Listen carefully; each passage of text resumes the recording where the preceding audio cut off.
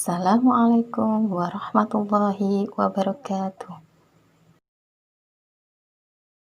Sugeng enjing, pripun kabari rencang-rencang sedaya? Mugi-mugi sehat sedanten nggih. Saderengipun sinau, monggo kita sareng-sareng maos doa. Bismillahirrahmanirrahim. Sakmenika kita badhe sinau basa Jawi. Materinipun tembang dolanan. Tembang dolanan niku jenis tembang sing biasa ditembangake dening bocah-bocah. Biasane ana ing pedesaan sinambi dolanan bareng kanca-kancane.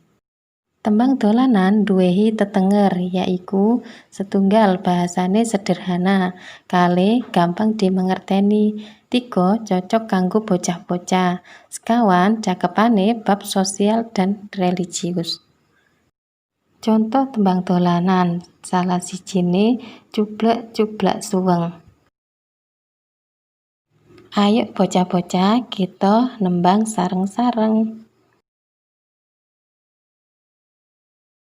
Cublak-cublak suweng, suwenge tenggel lenter, mambu ketundung gudel, Pak empo lera-lere sapa guyu ndelikake sir, sirpong dele kopong sir, sirpong dele kopong.